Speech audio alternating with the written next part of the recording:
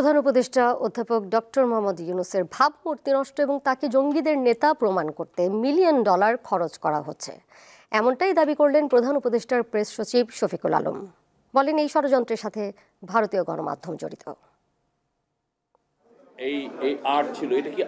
শনিবার জাতীয় প্রেস ক্লাবে জিএম রাজীব হোসেনের দ্রোহের গ্রাফিতি 24-এর গণ অভ্যুত্থান গ্রন্থের প্রকাশনা উৎসবের আয়োজন করা হয়। এতে প্রধান অতিথি হিসেবে যোগ দেন বিএনপির সিনিয়র যুগ্ম মহাসচিব রুহুল কবির রিজভী।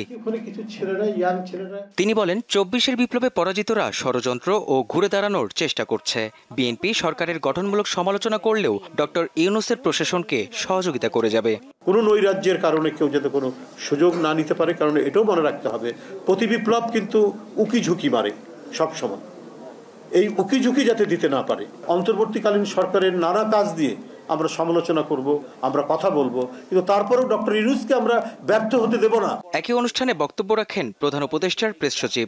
তিনি অভিযোগ করেন, অন্তর্বর্তী সরকারের ভাবমূর্তি নষ্ট করতে বিভিন্ন মহল ষড়যন্ত্রে লিপ্ত রয়েছে। ওদের মাঝে ইউনূস হচ্ছে জঙ্গি লিডার, ইউনূসকে ঘিরে আছে কারা জঙ্গি লিডার। এটা কেন করছে জানেন? এটা খুবই ওয়েল অর্কেস্ট্রেটেড ক্যাম্পেইন এবং এটা ইন্ডিয়ান মিডিয়াও এটার সাথে জড়িত। তারা মিলিয়নস অফ ডলার খরচ করছে এই হাসিনার অলিগার্কগুলো। সে একটা নতুন ন্যারেটিভ তৈরি করতে চাচ্ছে, ওয়ার্ল্ডে বুঝাইতে চাচ্ছে যেই তুমি যে এটাকে গণ অভ্যুত্থান বলতেছো সেটা আসলে গণ অভ্যুত্থান না। গণ অভ্যুত্থানে উৎখাত হওয়া সরকার ও তাদের দোসররা যাতে আর ফিরতে না পারে সে ব্যাপারে সবাইকে ঐক্যবদ্ধ থাকার আহ্বান জানান প্রধান উপদেষ্টার প্রেস সচিব।